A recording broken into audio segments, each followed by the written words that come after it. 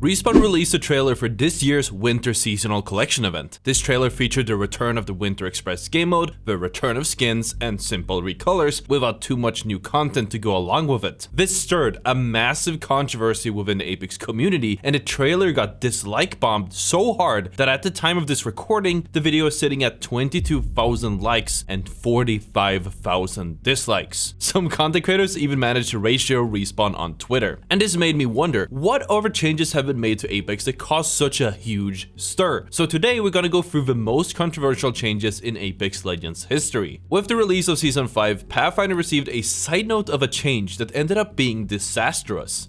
The cooldown of his grapple went from being a static 15 seconds to 35 seconds per grapple. This immediately gimped Pathfinder's movement potential and caused a huge uproar across the entire community. Casuals, streamers, and pros were all in unison that this was too much. The 35-second cooldown made Pathfinder, whose whole kit revolves around the grapple, useless. As he was showcasing Pathfinder in a developer update stream, the lead designer at the time joked that he didn't really know how to use the grapple and showed some of the worst grappling skills known to man. This added gas to the fire, as players didn't consider someone who doesn't know how to use the grapple properly qualified to make these changes. The Pathfinder changes were the beginning of the end for DZK, but hey, that's for another video. Moving on, we have when Respawn were experimenting with lowering the game's time to kill, in addition to adding the Evo shields back in Season 6. Players spawned in with a level 0 armor, meaning that they had no armor to begin with, but they could level it up to a white armor with 50 damage. This armor wouldn't be charged and would need to be healed up. At the same time, shield health was lowered across the board, with purple and gold armor going down to 75 shields and red armor to 100 shields. This change, along with the devotion making it back to ground loot, significantly lowered the time to kill and made the game nearly unplayable for anyone who didn't enjoy playing the game like Warzone, since at the time you had zero chance of fighting back against someone who was ratting, as it was a lot easier to one-clip, meaning that many players just opted to sit in corners and wait for somebody to run past so that they in turn could get an easy beam on them. At first this did seem like a healthy change, but once the community got used to dying too fast, pros spoke out and the community had enough. This change was thankfully reverted about a month later. Moving on is another change that we're still seeing the consequences of today. The Season 13 ranked reloaded changes, which was supposed to change rank for the better, but almost killed it instead. These changes were intended to make ranked a lot more playable, with less overly aggressive teams, and catered towards the slower, more methodical, higher ranked games and pro players due to how the kill points were calculated, along with every player needing more points to climb between tiers and featuring ranked demotion, meaning you couldn't endlessly grief games without consequences. Respawn asked several pros and ranked streamers for their input to design this new rank system, but failed to account for matchmaking. And when the new system did come out, everything was going smoothly for the first week until the ranked player base started to drop. Low ranked players complained about missing out on ranked gains, but were dismissed by the higher ranked players. Eventually, everyone agreed that the system wasn't as good as it was initially made out to be. The ranked playlist started dying by losing the teams that couldn't rank up through Platinum and Diamond, followed by the suffering of the lower ranks as the matchmaking kept throwing golds and Platinum players against Predator teams just to keep the queue times low. I do not have the numbers, but I am pretty sure that this struck a huge blow against ranked Apex Legends, and it will probably be some time before it recovers, even after the matchmaker would be fixed. Then of course we have the gold knockdown, and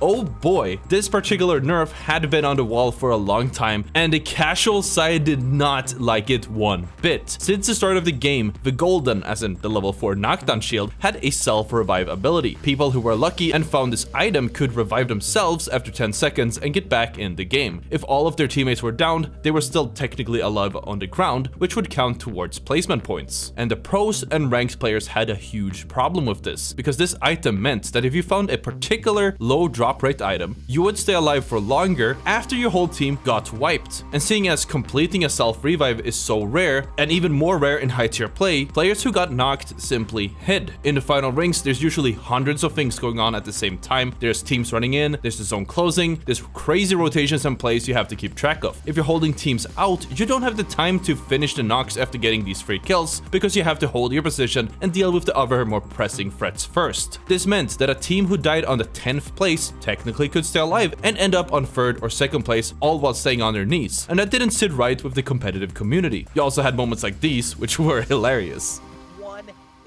Fuck knockdown shields. Get this shit out of the game. They have 3 fucking knockdown shields, man. Get that shit out fucking Apex comp. That shit is not good for... Look, this guy's trying to get finished for 5 fucking years. Get the fucking item out of comp. It's not fucking good for comp, you dumb fucks. Get fucking self-res out of fucking competitive Apex Legends. Get that. He's like this. How do I kill him? Which angle do I go, man? I can't kill him. The knockdown shield's as big as Loba's fucking ass. I can't fucking kill him, man. You know? Basically.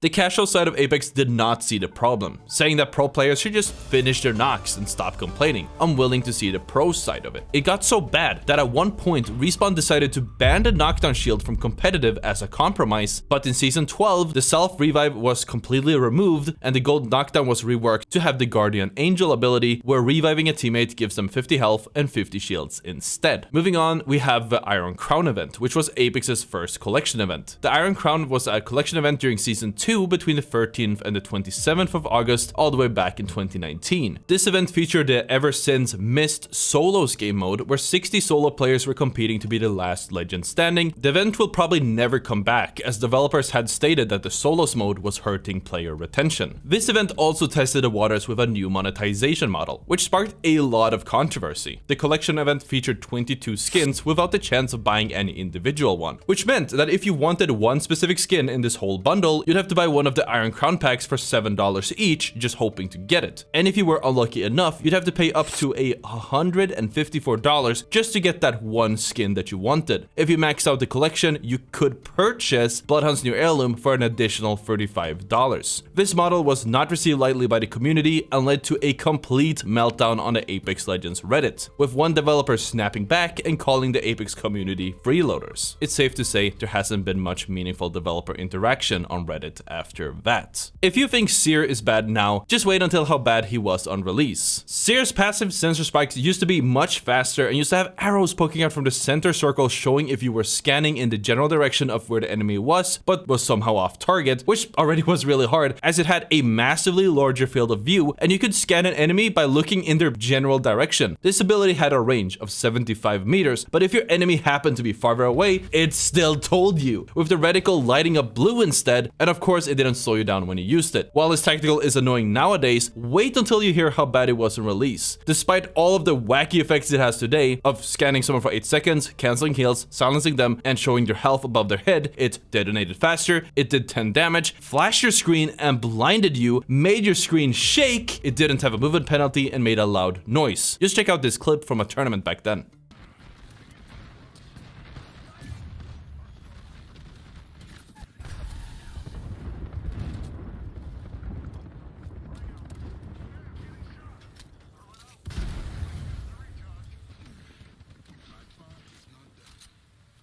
Someone going.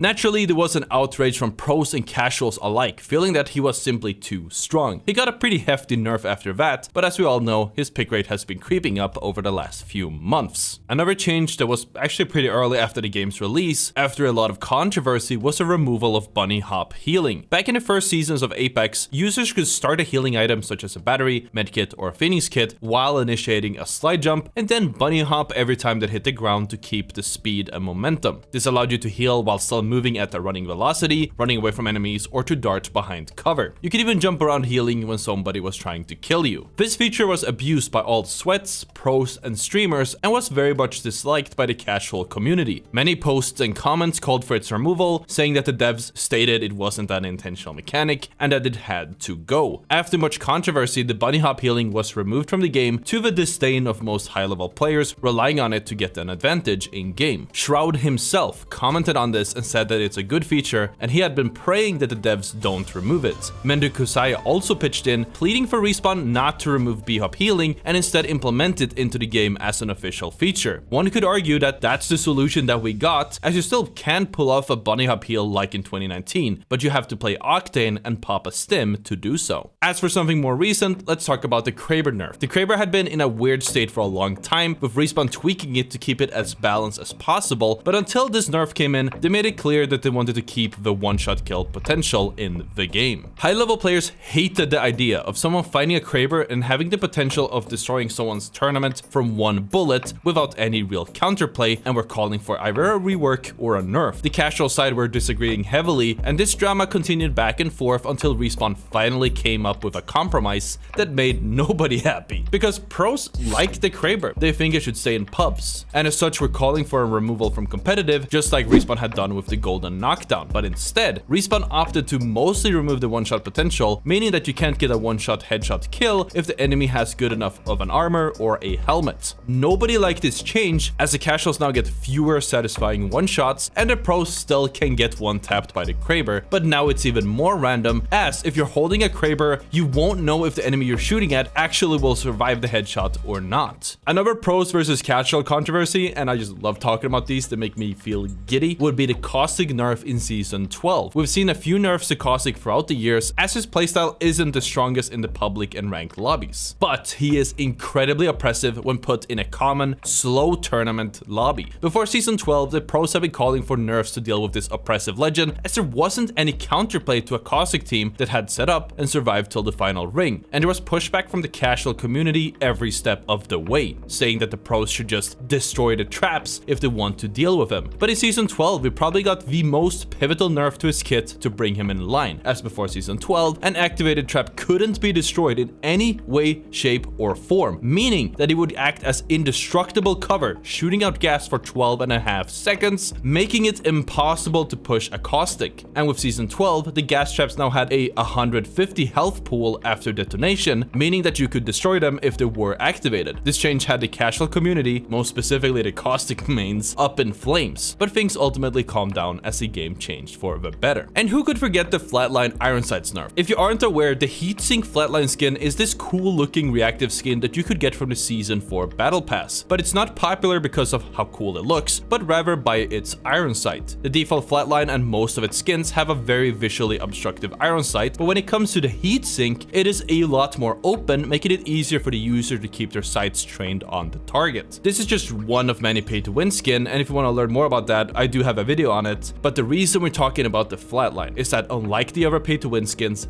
this one got nerfed. More specifically, it got nerfed after the news broke that Respawn would release a recolor of it. This had the community up in flames on both sides of the aisle. Some players felt scammed as they had spent money to get it, and others who had the Flatline felt snubbed as they had lost the advantage that they previously had. Pros were generally happy with the change, and Respawn did go out with a statement citing competitive integrity. But the timing is strange, as they only fixed the one skin that had a recolor coming out, and they also didn't touch the other weapons that have pay-to-win skins just like this, like the Wingman, R99, the 3030, Sentinel, Longbow, Hemlock, L-Star, Alternator, or Peacekeepers pay-to-win skins while they were at it. Let's take a look at another incredibly controversial topic that actually has been going on for a while. Not necessarily since the game came out, but since its discovery. Tap strafing continues to take names as it makes its way back into the spotlight again and again. For those unaware, tap strafing is a movement mechanic which abuses a quirk in Apex's game engine called lurching, and dates all the way back to Titanfall, which Apex was built on. Tap strafing allows you to have incredibly high air acceleration and make mid-air turns. The kicker, you can only do it consistently on PC, either for using the scroll wheel on your mouse or abusing scripts and macros. Tap strafing initially broke out of the niche movement community and into the casual community with the rise of certain movement streamers, and as they continued perfecting it, the same topic kept coming up. What is his movement technique and why can't I do it? As animosity continued to grow between mouse and keyboard and controller players with calls for nerfing aim assist, the common response was that tap strafing should be removed instead, implying that tap strafing and aim assist were equal. And this certainly must have impacted Respawn, because on August 31st, 2021, they announced that after much consideration and debate, they decided that they'll be removing tap strafing from Apex in patch 10.1, as it's inaccessible, it lacks readability, and it's exacerbated by movement abilities. This sent the community into another frenzy, with controller players rejoicing from the tears of mouse and keyboard users. Some streamers went as far as to say that they would retire if tap strafing actually was removed. Personally, I unbound the scroll wheel, dropped an engagement farming tweet, and moved on, since to me it wasn't really that big of a deal, we still have redirects. But Respawn ran into many issues, because removing a fundamental technique like this proved to be a lot more difficult than they had initially thought. They were set on figuring out a way to remove tap strafing without impacting the feel of the game, and went so far as to consult high-level movement players to make sure the game felt the same and that all movement techniques would work the same way. When testing out the new Control LTM with a lot of invited streamers in February 2022, its Timmy made a point of how he no longer could tap strafe over 90 degrees. This reignited the debates, and players thought that tap strafe would be removed once the Control patch made the rounds. But on the Control patch day a few days later, tap strafing still worked the exact same way. And then with the release of Season 14, tap strafing was once again removed. Players immediately noticed, and again, the debate sparked up. Many players debated whether this was real or just a bug, seeing as it stopped working without actually alerting anyone. Thankfully, Respawn clarified as much in a tweet later on, and it was fixed in the same day. In an interview, John Larson, the game's live balance designer, had clarified that tap strafing will not be removed in Apex Legends, instead it will simply be tuned. Now, this interview was all the way back in January 2022, almost a year since this video is posted, so let's see whether that holds true or not. And if you want to see a full video on the tap strafing drama, because there's so much more juice about tap strafing, and if you guys want to see a full video on this, let me know in the comments. And as I mentioned earlier, the yin to the yang that is tap strafing is aim assist. Aim assist was accidentally nerfed to weaker values for console users with the introduction of the aim assist override for custom lobbies, and this had the internet go nuclear. If you want to learn more, check out the video on the screen. Thank you so much for watching, and I'll see you all tomorrow.